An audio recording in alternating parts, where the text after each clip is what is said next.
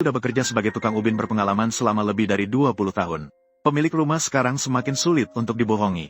Dulu saat memasang ubin, selama saya bilang hasil pemasangan ubin besar lebih bagus.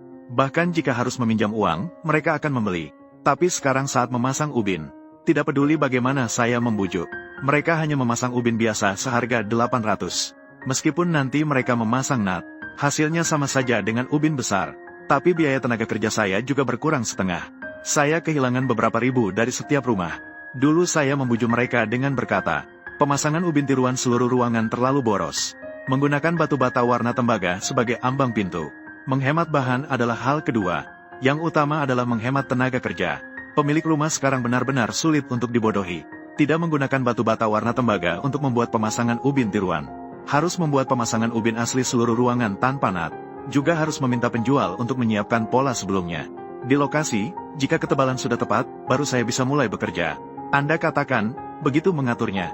Biaya tenaga kerja saya dalam sehari bisa habis begitu saja. Dulu saat memasang ubin di kamar mandi, mereka semua tidak peduli. Kalau begitu, saya pasti akan melakukannya dengan cara yang paling nyaman. Pemilik rumah sekarang sudah belajar untuk lebih cerdas. Tidak hanya harus memasang nat 4 sisi, juga teknik pemadatan dasar yang kuat. Juga tahu harus meninggalkan celah. Katanya takut setiap puncak tidak bisa masuk. Akibatnya, nanti menyebabkan air bocor ke bawah di kamar mandi. Tidak hanya itu, bahkan kemiringan lantai juga harus diperhatikan. Dulu asal tempel kemiringan rata. Bahkan jika saluran air lambat, saya juga akan bilang bahwa saringan air yang dibeli tidak baik. Sekarang ini sudah lebih baik. Saat memasang ubin lantai, ada yang mengawasi di tempat. Harus menggunakan level untuk membuat tanda kemiringan yang baik. Mereka baru membiarkan pekerjaan dimulai. Pekerjaan ini semakin sulit untuk dilakukan. Dulu memasang ambang pintu di kamar mandi, cukup dioles langsung dengan semen cair. Juga tidak ada pemilik rumah yang bertanya. Sekarang ini sudah lebih baik. Tidak tahu dari mana mereka belajar semua ini.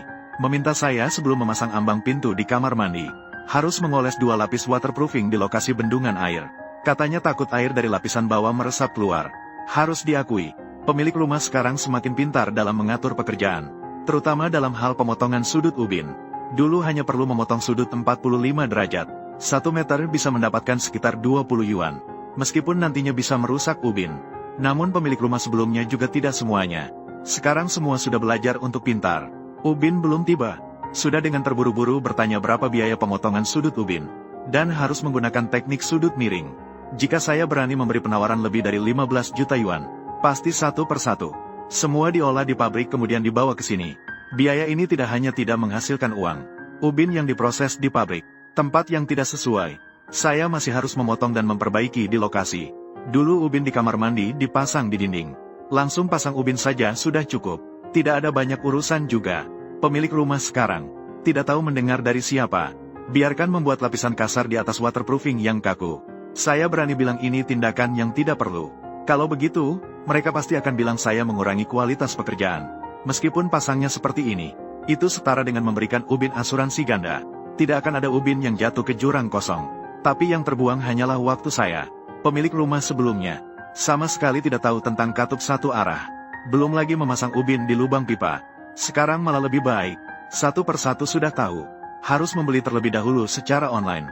Biarkan saya membuka sesuai dengan ukuran cek valve. Lalu membantu mereka memasangnya baru dianggap selesai. Hal-hal seperti ini membuat pekerjaan pemasangan setidaknya terima 2 atau 30. Kami, tukang ubin, memasang. Itu adalah hal yang wajar. Dulu, semua kabinet dipasang pemanjang air. Jadi tidak ada yang namanya bentuk siku di sini. Sekarang sudah tidak bisa. Semuanya mengikuti desain tanpa pemanjang air yang dipelajari dari internet. Katanya harus membuat dinding dalam posisi tegak. Kesalahan tidak boleh lebih dari 2 mm. Proyek seperti ini paling sulit dikerjakan. Dipasang lurus. Pemilik rumah memuji pekerjaanmu. Bahkan memberi tambahan 200 sebagai uang lelah. Tidak dikerjakan dengan baik. Pemilik rumah bilang kamu tidak cukup handal. Tidak serius. Jujur saja, sekarang pekerjaan tukang ubin terlalu sulit.